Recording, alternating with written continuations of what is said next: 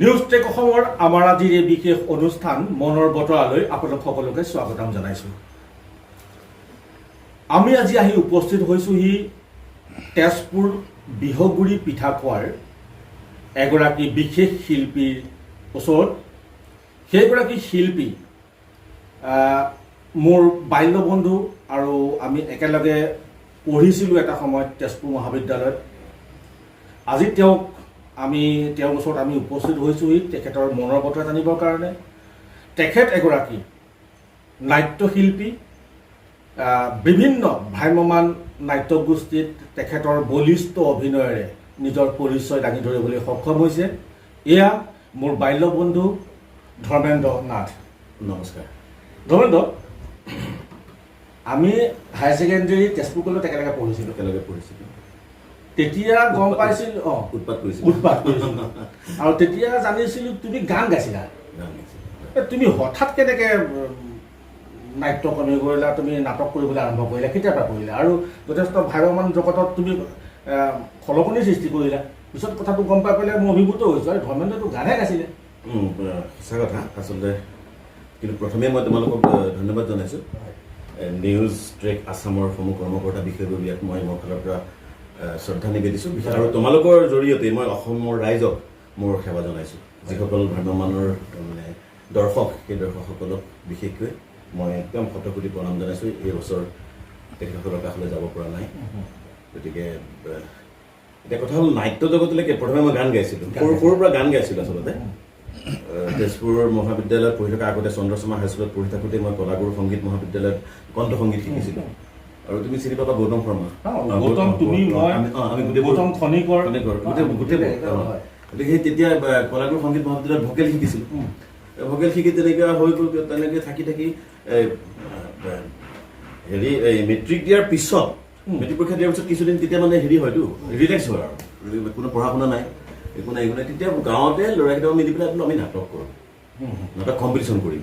তেনেকৈ ভাবি অনাচাম কম্পিটিশ্যন হয় যে, এই কম্পিটিশ্যন কৰিবলৈ দুই এঠাইত প্ৰাইজ পালোঁ। তাৰপিছত মনটো অকণমান ভাল লাগিল আৰু সেইখিনি সময়ত আমি ভ্ৰাম্যমান চাবলৈ আৰম্ভ কৰিছিলোঁ। ইয়াৰ পৰা মিছন চাৰিআলি, ইয়াৰ পৰা জয়মতী পথাৰ। জয়মতী পথাৰত মই হেঙুল থিয়েটাৰৰ শুকুলা মেঘৰ চাওঁ, মই ছেকেণ্ড শ্ব' চাইছোঁ, গেলেৰীত বহি চাইকেল লৈ আহিছোঁ। সেইবোৰ মনত আছে। এই ভ্ৰাম্যমান থিয়েটাৰত যে এই এনাউন্সমেণ্টটো দিয়ে যে নাটকখনৰ নাম ধৰা শুকুলা মেঘৰ চাহ, নাটকখনৰ যৱনিকালৈ মাত্ৰ সন্মুখত কেইটিমান নাট্য মুহূৰ্ত বাকী, তাৰপিছতে যৱনিকা পৰিব আজিৰ প্ৰথম নিশাৰ নাটক। সেই যে এনাউন্সমেণ্টটো শুনো মোৰ ভিতৰি মানে হেৰি লাগে দেই। কোনোবাই যদি সেই মাইকটোত কৰিবলৈ কিবা এষাৰ কথা ক'বলৈ পালোহেঁতেন থিয়েটাৰৰ সেই মানে মাইক্ৰফোনটোত। এনেই আমাৰ ইয়াতে শনিদাৰ বা প্ৰতিধ্বনি মাইকত গান গাইছোঁ, কথা কৈছোঁ, কিন্তু সেই মাইকটো যেন বা সেই মানে মঞ্চ স্পীচটো যেন অকণমান কিবা বেলেগ তেনেকুৱা ধাৰণা, সোমাবতো নোৱাৰোঁ মিউজিক বক্সত। সেই ধাৰণাটো মানে তেতিয়া নাটক চাই থাকোঁতে আছিল। আৰু কলেজত পঢ়ি থকা সময়ত কলেজত নাটকত জইন কৰিলোঁ, কম্পিটিশ্যন জইন কৰিলোঁ, নাটক কৰিলোঁ, গানো গালোঁ। তেজপুৰ কলেজত বেষ্ট ছিংগাৰো আছিলোঁ, তুমি জানা। বা তেনেদৰে আহি পঢ়া শুনা এটা সময়ত শেষ কৰি BA পাছ কৰাৰ পিছত মানে কি কৰিম এই নাটকৰ পোকটো সেই তেতিয়াই সোমাইছিল চাগে দেই। বা আৰু তেজতটো তেনেকৈ নাছিল, কিন্তু মামাই ভাওনা কৰিছিলে খুব, বা আমাৰ খুৰাহঁতে ভাওনা কৰিছিলে, বিলাপ মাতিছিলে, পয়াৰ মাতিছিলে। মোৰ ককা আছিলে বৰনামঘৰ একদম মানে মেইন নামতি গৰাকী, একদম মূল যিজন আছিলে বংশীৰাম নাথ। মোৰ দেউতাই জীয়াই আছে বাৰু, দেউতাৰ গাটো ভাল, বিচনাতে আছে, চেলেন দি আছে। মৰ্জি নহওক, সেই ককাই নাম গাইছিলে, হয়তো তাৰো কিবা প্ৰভাৱ পৰিব পাৰে অভিনয়ৰ ক্ষেত্ৰত। গানটো গাইছিলোঁ, তাৰোপৰি এই অভিনয়ত তেতিয়া যে পোকটো সোমাল। স্কুল অফ ড্ৰামা, অংকন স্কুল অফ ড্ৰামা মুন্না আহমেদৰ পৰিচালনাত স্বাধীন পেপাৰত পালোঁ যে এনেকৈ এটা হেৰি পঠাইছে, মানে এডভাৰটাইজ আছে যে স্কুল অফ ড্ৰামাত প্ৰশিক্ষণ দিব।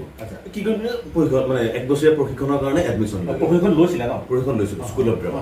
আৰু সেইখিনি সময়তে মই অসমৰ বিভিন্ন নাট্যশিল্পীক মানে লগ পালোঁ, বংগৰো পালোঁ। আমি কলিকতাত নাটকো কৰিলোঁগৈ। শম্ভু গুপ্তা ছাৰৰ বাস্তৱ অৱস্থাত নাটকখন আমি কলিকতাত কৰিছিলোঁগৈ। শম্ভু গুপ্তা, পাহাৰুল ইছলাম, আদিল হুছেইন, সীমা বিশ্বাস বা নিপুণ গোস্বামী, মইনুল হকে আমাক মাইন শিকাইছিল। ঠিক তেনেকৈ কণ্ঠৰ ওপৰত ভূপেন চক্ৰৱৰ্তী, অৰূপ চক্ৰৱৰ্তী, নীলু চক্ৰৱৰ্তী সকলোৱে আমাক মানে স্পীচৰ ওপৰত বা অভিনয়ৰ ওপৰত শিক্ষা দিছিল। সেইসমূহ মানে অভিনয় বা গুণাকৰদেৱ গোস্বামী সকলোৱে আমাক শিকাইছিল।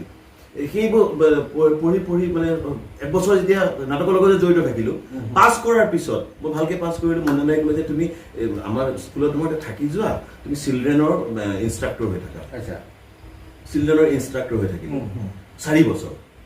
সেইখিনি সময়তে মই মহেন্দ্ৰ বৰঠাকুৰ ছাৰৰ লগত কপি ৰাইটাৰ হিচাপে কাম কৰিছোঁ নাট্যকাৰ। মহেন্দ্ৰ বৰঠাকুৰ ছাৰে এদিন মানে এটা ল'ৰা দীপক তালুকদাৰ মানে খুব ভাল অভিনেতা, দীপকে মোক এখন চিঠি দিলে স্কুল অফ ড্ৰামাতে, ধৰণৰ তুমি মহেন্দ্ৰ বৰঠাকুৰ ছাৰক লগ কৰিব লাগিব। কিয়? মই এখন চিঠি লিখি দিওঁ, তুমি যদি আগবেলা ফ্ৰী থাকা, ছাৰৰ মানে কিবা লিখা মেলা কাম থাকে, মইতো লগে লগে বোলো য়েছ, মোক মানে সেই মানুহজনক লাগে, তাৰমানে লগ কৰিব লাগে। আৰু প্ৰসংগকে আমি কৈ যাওঁ, মই কিন্তু ভৱেন্দ্ৰনাথ শইকীয়াক কোনো দিন নাপালোঁ। খুব হেঁপাহ আছিলে দেই ভৱেন্দ্ৰনাথ শইকীয়াক পোৱাৰ, নাপালোঁ। মানে চাক্ষুষ মোৰ মানে হেৰি নহ'ল। মহেন্দ্ৰ বৰঠাকুৰ ছাৰ তাতে দীপকে লিখা চিঠিখন লৈ গ'লোঁ, ছাৰক দিলোঁ। আৰু ইণ্টাৰেষ্টিং কথা, সেইদিনা মই মহেন্দ্ৰ বৰঠাকুৰ ছাৰৰ ঘৰত কলিং বেলটো দিছোঁ। ছাৰে বগা পায়জামাটো গেঞ্জি এটা কাটা গেঞ্জিটো পিন্ধি দৰ্জাখন এনেকৈ খুলি দিছে। এনেকৈ ছাৰ নমস্কাৰ, চিঠিখন দিছোঁ, আহক বুলি কৈছে। সোমাই গৈছোঁ, সন্মুখত দেখিছোঁ মহেন্দ্ৰ বৰঠাকুৰৰ সন্মুখত কবি হীৰেণ ভট্টাচাৰ্য বহি আছে। মই সঁচাকৈ কৈছোঁ, একদম কিবা হৈ গৈছে তাৰমানে, যে বাহ কি মানে কেনেকুৱা মই কিবা সৌভাগ্য আজি সেৱা কৰিছোঁ। ছাৰে চিঠিখন চালে, ক'ত ঘৰ, কি কথা, কি কৰি আছোঁ, ডিটেইলছ মহেন্দ্ৰ বৰঠাকুৰ ছাৰে সুধিলে। গোটেই কথাখিনি ক'লোঁ। কেতিয়াৰ পৰা আহিব পাৰিবা? মই ছাৰ কাইলৈৰ পৰাই আহোঁ। পিছদিনাৰ পৰা ঠিক তেনেকৈ মই যাবলৈ ল'লোঁ মহেন্দ্ৰ বৰঠাকুৰ ছাৰৰ তালে। মহেন্দ্ৰ বৰঠাকুৰ ছাৰে বিভিন্ন নাটক লিখে ভ্ৰাম্যমানত। সেইখিনি সময়ত ছাৰে কৈ যায়, মই লিখি যাওঁ, ছাৰে কৈ যায়, মই লিখি যাওঁ। মোৰ নিজৰ দাড়ি কমা এটাও নাই, কিন্তু ছাৰে ক'ত ৰূপ দাড়ি হ'ব, ক'ত প্ৰশ্নবোধক হ'ব, ক'ত বাহুবোধক হ'ব, তাৰ পৰ্যন্ত ছাৰে কৈ যায়, মই লিখি যাওঁ। তেনেকৈ 4 বছৰ মই মহেন্দ্ৰ বৰঠাকুৰ ছাৰৰ লগত বিভিন্ন লিখা মেলা কাম কৰিলোঁ। এতিয়া কি নাটকৰ নাটক, বিভিন্ন নাটক, ভ্ৰাম্যমানৰ বিভিন্ন নাটক, যেনে অচল সুঁতি, চাংলত ফেল্লা, তাৰপিছত বিষ্ণুপ্ৰসাদ, তাৰপিছত প্ৰজা ঘৰৰ ৰজা, এনেধৰণৰ বিভিন্ন নাটক মানে মহেন্দ্ৰ বৰঠাকুৰ ছাৰে সেই সময়ত ভ্ৰাম্যমানৰ কাৰণে লিখা, কোহিনুৰৰ কাৰণে লিখা। অথেলোখন ছাৰৰ নিজৰ হাতৰ একদম শেষ লিখা দেই। ছাৰে যেতিয়া কথা ক'ব পৰা নাছিলে তেতিয়া লিখিছিলে। সেই কপিটো মোৰ লগত এতিয়াও আছে, কিন্তু ছাৰৰ হাতৰ আখৰত। মহেন্দ্ৰ বৰঠাকুৰ ছাৰৰ তাত কাম কৰি থাকোঁতে বিভিন্ন ভ্ৰাম্যমানৰ প্ৰযোজকসকলক পাওঁ, দেখোঁ। চুকুট মজুমদাৰ, তেখেতৰ দেউতা শৰৎ মজুমদাৰ, কৃষ্ণ ৰয়, ৰতন লহকৰ, তেখেতসকলক দেখোঁ মহেন্দ্ৰ বৰঠাকুৰ ছাৰৰ লগত বিভিন্ন নাটক সম্পৰ্কে আলোচনা কৰে। তেতিয়া মই ভাবিছোঁ ভ্ৰাম্যমানত যাব পৰাহেঁতেন। মহেন্দ্ৰ বৰঠাকুৰ ছাৰক ক'লোৱে, ছাৰ মই ভ্ৰাম্যমানত যাবলৈ খুব ইচ্ছা, আপোনাৰ দাদাটো আহি থাকে, তেখেতসকলক ক'বচোন এবাৰ। ভৱেশ বৰুৱাক দেখোঁ, প্ৰাণজিৎ দাসক দেখোঁ, বিভিন্ন নাটক সম্পৰ্কে আলোচনা কৰিবলৈ যায়। মহেন্দ্ৰ বৰঠাকুৰ ছাৰে ক'লে, প্ৰশান্ত হাজৰিকাক ক'লে, ডক্টৰ পণ্ডাবৰক হয়তো ক'লে, কাৰোবাক ক'লে যে ল'ৰাটো অকণমান চাপৰ হ'ল, তেনেকৈ কৈ থৈ থাকিল। মই ইতিমধ্যে স্কুল অফ ড্ৰামাৰ পৰা মই অসমৰ বিভিন্ন স্কুল অফ ড্ৰামাৰ কেইবাটাও ব্ৰাঞ্চ আছিলে, যেনে ওদালগুৰি, তাৰপিছত তিতাবৰ, নগাঁও, লংকা, এইবিলাকত ব্ৰাঞ্চ আছিলে স্কুল অফ ড্ৰামাৰ। আৰু মই শনিবাৰে দেওবাৰে কেতিয়াবা ক্লাছ দিবলৈ যাব লাগে। জুলাই 17 তাৰিখ,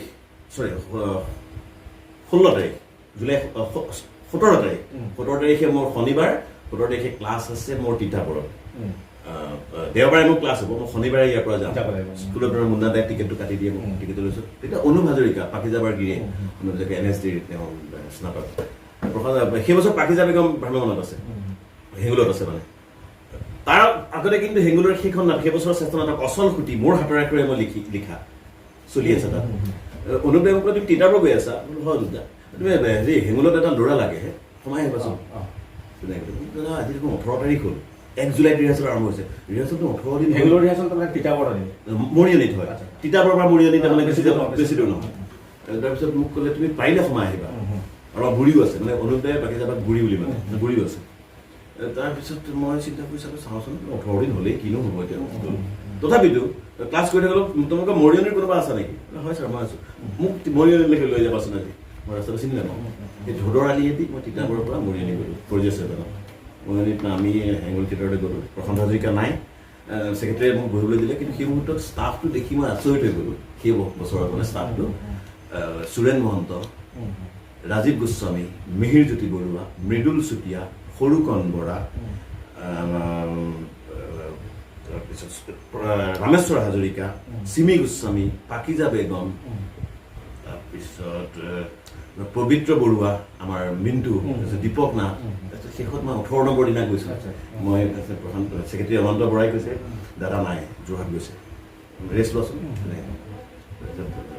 পাকিজাবাই মোক মাতি নিছে কৈছে আহা তাৰ আগতে মই পাকিজাবাৰ মেনকা নাটকখন কৰিছোঁ হেৰিত ৰবীন্দ্ৰ ভৱনত পাকিজাবাৰ ডিৰেকশ্যন পাকিজাবাই মাতি নি মোক বৰা চাউলৰ বাতিত মানে ষ্টিলৰ বাতিত বৰা চাউল আৰু গাখীৰ দিছে পাকিজাবা আৰু চিমিবা একেটা ৰুমতে থাকে ইভিনিং টাইমত তাৰমানে ৰিহাৰ্চেল আৰম্ভ হোৱা নাই সেইখিনি খাই থাকিলোঁ ৰিহাৰ্চেল আৰম্ভ হৈছে চাই আছোঁ প্ৰশান্ত হাজৰিকা আহি মোক ক'লে কোনা পঠিয়াইছে তোক বাঘৰ নিচিনা ডিঙিটো এনেকুৱা কোনা পঠিয়াইছে তোক আৰু বেং এডাল থাকে তেতিয়া অসুস্থ থাকে হাততে বেং এডাল লৈ তেনেকৈ থাকে কোনা পঠিয়াইছে তোক দাদা মোক অনুদাই এনেকৈ ক'লে মহেন্দ্ৰ দাই কি কৈছে দাদা মই ছাৰক কোৱাই নাই মই মহেন্দ্ৰ কথা কৈছোঁ নোকোৱা কি কৈছে কিন্তু মই মহেন্দ্ৰ কথা ছাৰক কৈছোঁ মই আজি তাৰিখত কৈছোঁ দেই মহেন্দ্ৰ কথা কৈছোঁ ছাৰ মোক কৈছোঁ ছাৰ মই এনেকৈ এনেকৈ যাওঁ ক্লাছ কৰিবলৈ সোমাই আহিম নেকি এবাৰ সোমোৱা মহেন্দ্ৰ কথা বৰ মিহি সোমোৱাগে যোৱা প্ৰশান্তই তোমাক ঘূৰাই নপঠিয়াই মই তোমাক হেৰুৱালো আৰু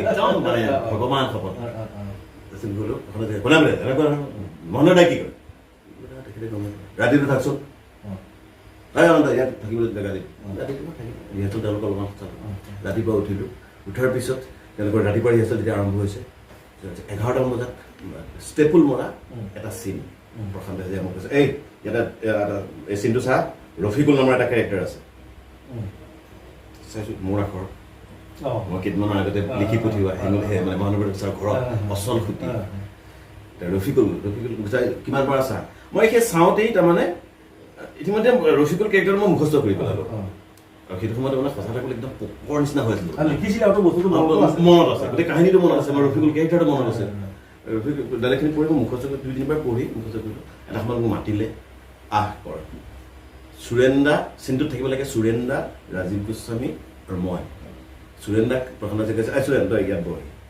বহি আছে প্ৰশান্ত হাজৰিকা অতুল বৰদলৈ সুৰেন্দা বাকী সকলো ষ্টাফ মিউজিক হৈ আছে মিউজিক ষ্টাফো বহি আছে সুৰেন্দ্ৰাৰ কেৰেক্টাৰটো দীপক নাথক পক্ষী মাৰিবলৈ দিছে ৰাজীৱ দা কেৰেক্টাৰ ৰাজীৱে নিজে কৰিছে মোৰ ৰফিকুল কেৰেক্টাৰ মোক কৰিবলৈ দিছে আৰম্ভ কৰিবলৈ দিলে প্ৰমটাই প্ৰম কৈছে মোৰ ডাইলগখিনি মই প্ৰম নোহোৱাকৈ মই কৰি গৈছোঁ মই ডাইলগখিনি কৈ চিনটো শেষ আকৌ এবাৰ কৰোঁ আকৌ এবাৰ এটা চিন এটা আছে মানে একদম থৰতে কৈছোঁ মানে ৰবাজন তুমি তেনেকৈ নক'বা মই প্ৰথমবাৰ কৰোঁতে তাৰমানে মই এনেকৈ চকীত বহি আছিলোঁতো সুৰেন্দা দীপক বহি আছে কিবা ৰাজীৱ দা থিয় হৈ আছে মই ইয়াত এনেকৈ কৈ আছোঁ সুৰেন্দা মই মানে ৰবাজন এনেকৈ থিয় হৈ মই হাতখন দি দিওঁ তেনেকৈ ছেকেণ্ড টাইম কৈছে আকৌ এবাৰ কৰ আকৌ বহিলোঁ মই আকৌ কৰিছোঁ চিনটো আকৌ কৰিছোঁ পিছৰবাৰ মই থিয় হ'লোঁ ঠিকেই প্ৰশান্ত বিশ্বাস একদম মানে থিয় হৈছোঁ যে থিয় হৈ মই ৰবাজন এনেকৈ ক'লোঁ হাতখন যে নিদিলোঁ প্ৰশান্ত কৈছে হাতখন কিয় নিদিলি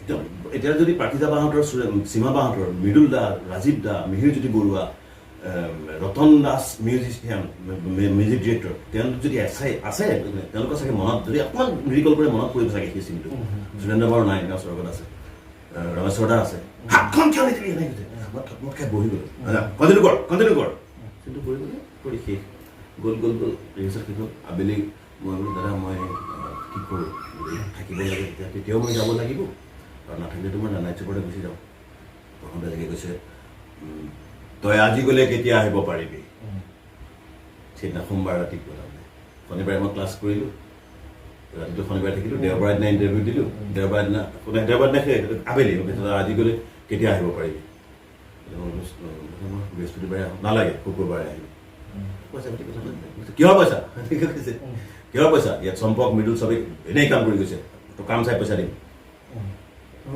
আহিলোঁ গুৱাহাটীত সোমালোঁ গুৱাহাটীত ঘৰতো নজনালোঁ গুৱাহাটীৰ পৰা বাহিৰে হিমুলত জইন কৰিলোঁ সেই ভ্ৰাম্যমানত সোমালোঁ কিন্তু মোৰ গানটো সেই সময়ত তাৰমানে কমি নগ'ল মই মঞ্চত গীতো গাইছোঁ বেণ্ডিট কুইনত মই লাইভ গান গাইছোঁ সীমা বিশ্বাসৰ অভিনীত বেণ্ডিট কুইনত চলতো মিছ মুছাফিৰ মহলীয়া দে লাইভ গান গাইছোঁ কোহিনুৰৰ মঞ্চত মই লাইভ গান গাইছোঁ ডক্টৰ দাসৰ মিউজিক ডিৰেকশ্যনত ভাগ্যদেৱীৰ মঞ্চত মই সেৱাব্ৰত বৰুৱাৰ নাটকত অঘৰী ঘৰ নাটকত মই লাইভ গান গাইছোঁ ভূপেন হাজৰিকাৰ গীত গাইছোঁ ভ্ৰাম্যমান মঞ্চত তেনেকৈ চলি আছে আৰু ডক্টৰ দাসে কি কৰিছিলে ডক্টৰ দাই কোহিনুৰত থাকোঁতে মিউজিক তেওঁ পৰিচালনা কৰিছিলে সংগীত কৰিছিলে নৃত্য নাটিকা সেই সময়ত 4খন নাটকত 4খন নৃত্য নাটিকা থাকে এতিয়া 3খন নাটক এখন নৃত্য নাটিকা সেইখিনি সময়ত তেনেকুৱা নাছিলে 4খন নাটকৰ 4খন নৃত্য নাটিকা ডক্টৰ দাই কি কৰে মোক বা সেই নৱক আমাক কৈ দিয়ে এই তোমালোক দুটা এই 2খন দিলোঁ তোমালোক দুটাই গাবা কৰিবা কমেণ্ট্ৰি আমিয়ে কৰোঁ মইতো এতিয়া প্ৰথমৰ পৰা শেষলৈকে প্ৰশান্ত হাজৰিকাৰ প্ৰথম বছৰ মই 4খন নাটিকাত 4খনতে কমেণ্ট্ৰি কৰিছোঁ 4খন নাটকত মই এনাউন্সমেণ্ট কৰিছোঁ তুমি বেছিখিনি হেৰি কৰিছা নেকি এই কি বুলি কয় কমেডি কৰিছা কমেডি প্ৰশান্ত হাজৰিকাৰ কিন্তু মই কমেডি কৰিব নাছিল হেঙুলত তাৰপিছত মই এতিয়া কোহিনুৰ গুচি গ'লোঁ কোহিনুৰ গুচি যাওঁতে কোহিনুৰত মোক যিজনৰ জেগাত নিলে নাজিমুল ইছলাম বাপনদাৰ জেগাত মোক কোহিনুৰলৈ নিলে হেমন্ত দত্ত ছাৰ আছিলে হেমন্ত দত্ত ছাৰে মোৰ ফিজিকটো চাই ভাবিলে যে কমেডি কৰালে চাগে বেছি ভাল হ'ব কিন্তু মই কমেডি যদিও কৰোঁ মই কমেডিয়ান হিচাপে এইটো ট্ৰফি চফি বহুত পাইছোঁ বেষ্ট কমেডিয়ান কিন্তু মোৰ একদম প্ৰাণটো কিন্তু মোৰ চিৰিয়াছ কেৰেক্টাৰ মোৰ মানে গহীন গম্ভীৰ এটা চৰিত্ৰ লাগে লাহে লাহে কথা কৈ থাকিবলৈ পাব লাগে যেনেকুৱা যদি পালোহেঁতেন হিৰোটো হ'ব নোৱাৰে দিয়াচোন পাৰ্কত গৈ নচা কেৰেক্টাৰ কৰিব নোৱাৰোঁ কিন্তু হিৰোৰ বন্ধুটো হৈ নাচিব পাৰোঁ যেনে যতীন বৰাৰ লগত মই সুৰেন সুৰক্ষিত আকাশদ্বীপৰ লগত চিত্ৰলেখা ৰাজকুমাৰৰ লগত চিৰঞ্জীৱত ৰবিৰ লগত চিৰঞ্জীৱত ৰাজশ্ৰী গতিকে সেই মেইন হিৰোবিলাকৰ লগত নাচিবলৈ চান্সটো পাওঁ আৰু গতিকে সেই তেতিয়া কিন্তু কমেডি হয় গতিকে চিৰিয়াছ কেৰেক্টাৰ দুই এটা কৰিছোঁ ভাল কেৰেক্টাৰো কৰিছোঁ তাৰ পৰা আজি এটা আমি সেই যি তুমি নাটক কৰিলা ইমানকেইখন তুমি বহুকেইখন ভাইমানত তুমি নাটক কৰিছা হেৰি কৰিছা এক্টিং কৰিছা তেতিয়া তোমাৰ এটা ডাইলগ কিন্তু শুনিব লাগিব কি হয় নাটকটো মানে মোৰ পৰা এই লকডাউনৰ সময়ত মানে চলিবলৈ এনেকুৱা অসুবিধা আমাৰ নিচিনা মানুহৰ কাৰণে চবৰ কাৰণে বিশেষকৈ মই নিজকে শিল্পী বুলি নকওঁ তথাপিও নাভাবোঁ তাৰমানে কিন্তু এনেকুৱা কষ্ট হৈছে মানে নাটকত সেইটো মানে ডাইলগ চাইলগ চব হেৰাই গ'ল আৰু কি হয় মই বিশেষকৈ যোৱা বছৰ নাছিলোঁ মানে ইমান তেনেকৈ আৰু কমেডি ডাইলগ মেক্সিমাম কমেডি কৰোঁতো কমেডি ডাইলগবিলাক কি হয় এই কো আৰ্টিষ্টে যেতিয়া ছাপোৰ্টটো দিয়ে তেতিয়াহে মজা এগাল দীঘল ডাইলগ দি নিদিয়ে আমাক কমেডিৰ কাৰণে চুটি দিয়ে টাইমিঙৰ ওপৰত নিৰ্ভৰ কৰে চুটি ডাইলগ একদম পিটিক কৈ দিয়ে অতিথি তাতে হাঁহি দিয়ে তেনেকুৱা হয়তো এইটো মোৰ বহুত দিনৰ আগতে কৰা এখন নাটক চন্দ্ৰমুদৰী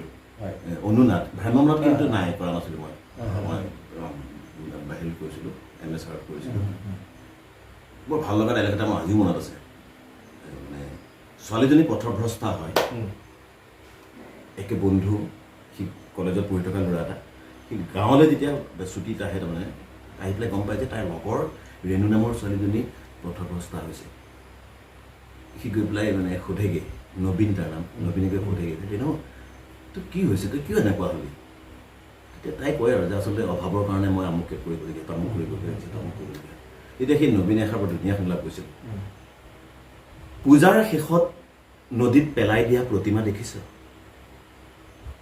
পানী লাগি প্ৰতিমাৰ গাৰ ৰংবোৰ এৰাই যায় তই যি পানীত নামিছ প্ৰতিমাৰ গাৰ ৰংবোৰ এৰোৱাৰ দৰে এদিন তোৰ গাৰ পৰা এই মঙহবোৰ চপৰে খহি পৰিব তেতিয়া কোন আহিব তোক পূজা দিবলৈ তেতিয়া কোন আহিব তোৰ এই দেহা স্পৰ্শ কৰিবলৈ কোনো নাহে কোনো নাহে তেতিয়া তই জেঠৰ ঘৰত খন্তিৰ খোচত মৰা পুলি লেৰেলা দি লেৰেলি যাবি হাতত বাতি লৈ যেতিয়া তই বজাৰে সমাৰে ভিক্ষা খুজি ফুৰিবি সেইবোৰ মানুহেই তোক গুৰিয়াই লঠিয়াই থৈ যাব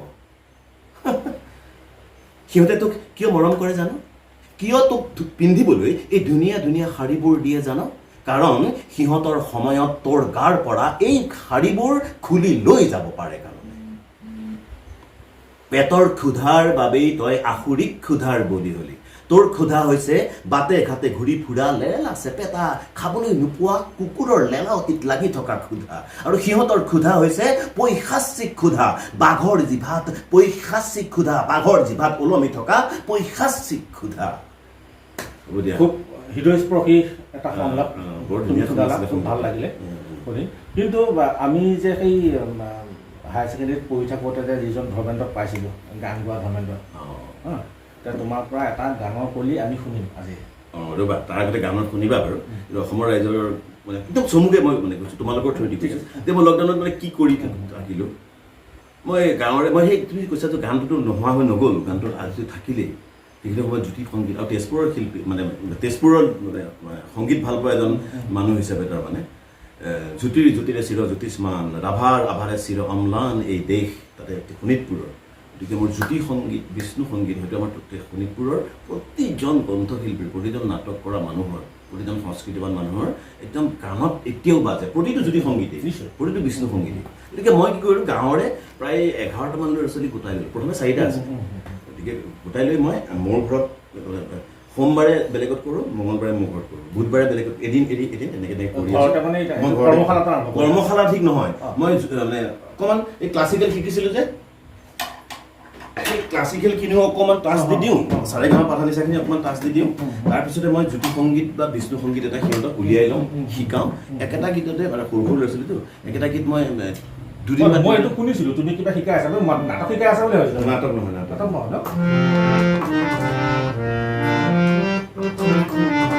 অকণমান যে অকণমান জাষ্ট এটা জেগা আছে।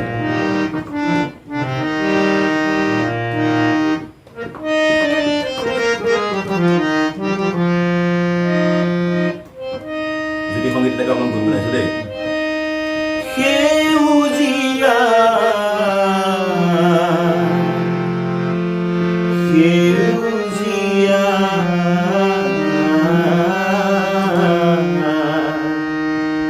সেউজীয়া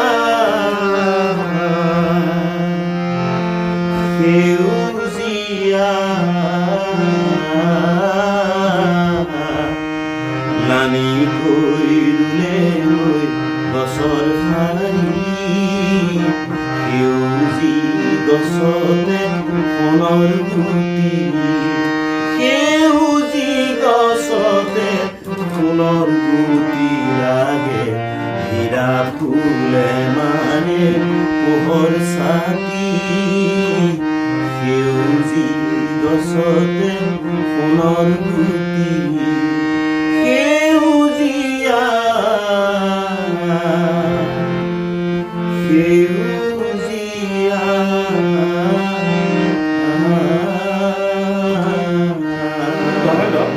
খুব সুন্দৰ লাগিলে, কিন্তু তোমাৰ পৰা এতিয়া ৰাভাৰ দেৱৰ এটা গীত নাকলি।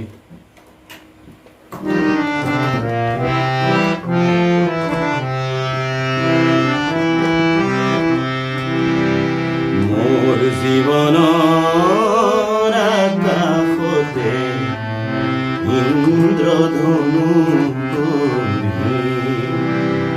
সাত ৰঙেৰে মীনা কৰাই মৰমেৰে কৰি ইন্দ্ৰধনু কৰি জীৱনৰ আকাশতে ইন্দ্ৰধনু কৰি কিনকিনিয়া চকুৰে হুনিয়াহৰ ভাবকণেৰে প্ৰণয় সুৰুজ দেৱতাৰে জিলিকনি মই কিন্তু ভাল গীত গাওঁ। ভাল গান গোৱা এজনে যদি লগত গাই থাকে মই পিছে পিছে কিন্তু গাই থাকিব পাৰোঁ।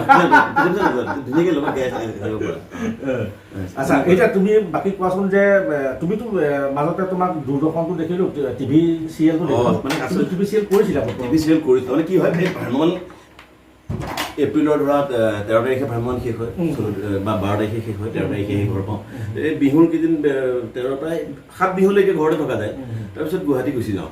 গুৱাহাটীত গুচি গৈ সেই 2 মাহ বা সেই 8 মাহ বা 1.5 মাহ চিৰিয়েল টিৰিয়েলবিলাকত সোমাই পেলাই অকণমান মাথা মাৰোঁ। তাৰোপৰি এটা বছৰ মই মাজতে ভ্ৰাম্যমানত নাছিলোঁ, ইতিহাসত মোৰ বন্দোবস্ত হৈছিলে, বিশেষ কাৰণত লাষ্টত কেঞ্চেল হ'ল। সেই বছৰটো মই সুবিধা পালোঁ মানে চিৰিয়েল কৰিবৰ কাৰণে। আৰু সেই একদম জনপ্ৰিয় ধাৰাবাহিক সেই সময়ত ভাড়াঘৰ, চুবুৰী নম্বৰ 1, অপৰাধ, শাহু বোৱাৰী বা ৰেঙনি ৰোড, তেনেকৈ কেইবাখনো চিৰিয়েল অৰুণদাহঁতৰ লগত সেইখিনি কৰিবলৈ সুযোগ পালোঁ। আৰু মোক বিশেষকৈ মোক প্ৰথম কেমেৰাৰ কামটো কৰিবলৈ সুযোগ দিছিলে একদম ৰাজেশ ভূঞা, ডিৰেক্টৰ। কিন্তু আগমাই তুমি চাইছা যদি মই বৰগীতৰ ওপৰত আমাৰ পংকজজ্যোতি ভূঞাৰ দীপকদাৰ আছিলে ষ্টৰিটো, ৰাজেশ দাই কৰিছিলে, বৰগীতৰ ওপৰত কৰিছিলে। বৰ সুন্দৰ এখন মানে আগমাই নামৰ প্ৰণৱ বৰুৱাই লিখা কিবা কৰিছে নেকি? প্ৰণৱ বৰুৱাই লিখা কৰা নাই। সেইখন কৰাৰ পিছত মানে ডিৰেক্টৰবিলাকৰো চিনাকি হ'ল আৰু এই লাইনৰ মানুহখিনি গোটেইখিনি জানে তাৰমানে। গতিকে গৈ পেলাই যদি কওঁ যে দাদা মই কাম কৰোঁ দিয়ক কিবা, মই মানে মোৰ যদি লাভ হয় বা মই যদি এনেই আছোঁ ধৰা এতিয়া মই তুমি ধৰা চিৰিয়েল এখন কৰি আছা, তুমি মোৰ বন্ধু, মই তোমাক গৈ পেলাই মই ভাই এনেই আছোঁ, মই কিবা এটা কাম কৰোঁ তোমাৰ তাত, কিবা এটা ৰোল মোক দিয়া, মই এইটো ক'বলৈ মই কুণ্ঠাবোধ নকৰোঁ, কিন্তু আৰু সেইটো কিবা মই আত্মসন্মান লাগিব বুলিও নাভাবোঁ। মই যিজনে জানে তেওঁ ওচৰত সৰু হোৱাত বা তেওঁৰ ওচৰত মই কিবা এটা সহায় পোৱাত মই এইটো আমাৰ নিউজ টেক অসমৰ ফালৰ পৰা আমি আগতেও অসম চৰকাৰ বা তেনেকুৱা ধৰণৰ সংশ্লিষ্ট কৰ্তৃপক্ষক আমি আবেদন কৰিছোঁ যে এই শিল্পীসকলে আজি 5 মাহে 1 টকাও ইনকাম নোহোৱাকৈ ঘৰত থাকিবলগীয়া হৈছে। গতিকে তেখেতসকলক যাতে চৰকাৰে কিবা এটা দি ব্যৱস্থা কৰে, কিবা তেওঁলোক ঘৰখন চলাবৰ কাৰণে যাতে কিবা এটা ব্যৱস্থা কৰে, সেইটো আমি কৈছোঁ। আমি আমাৰ চেনেলৰ দ্বাৰা চৰকাৰক আমি দৃষ্টিগোচৰ কৰিছিলোঁ। কি ক'বা এই বিষয়ে? কিন্তু কম তোমালোকৰ জৰিয়তে মই চৰকাৰক অনুৰোধ জনাইছোঁ, চৰকাৰে অসমৰ ভ্ৰাম্যমাণ শিল্পীখিনিৰ কাৰণে কিবা এটা ভাবক, কিবা এটা আৰ্থিক সাহাৰ্য দিয়ক, আৰু যিটো 50,000 টকা এককালীন সাহাৰ্য দিছিলে, মানে ঘোষণা কৰিছিলে, সেইটো আমি এপ্লাই কৰি বহুতে কৰি, তাৰ মাজতো ময়ো এজন। আজি তাৰিখলৈকে কোনো ধৰণৰ মানে সদুত্তৰ নাই, কৰি থকা শুনোহে যে নিউজ টেক অসমৰ দৰ্শকসকলক কি ক'বা? নিউজ টেক অসমৰ দৰ্শকসকললৈ মোৰ কৃতজ্ঞতাটো সদায় থাকিব নিউজ টেকৰ জৰিয়তে। কিন্তু মই এই ক্ষেত্ৰত মানে শিল্পীখিনি সাহাৰ্যৰ ক্ষেত্ৰত কৈছোঁ, চৰকাৰকহে অনুৰোধ জনাম। অসমৰ ৰাইজে বা অসমৰ জনগণে শিল্পীখিনিক কিবা সদায় ভাল চকুৰে চায়েই আছে, কিন্তু এই মুহূৰ্তত অসমৰ ভ্ৰাম্যমাণৰ শিল্পীসকলক সাহাৰ্য প্ৰদান কৰিব কিবা এটা কৰাৰ তাৰমানে উৎসাহ যোগাব লাগিব অসম চৰকাৰে।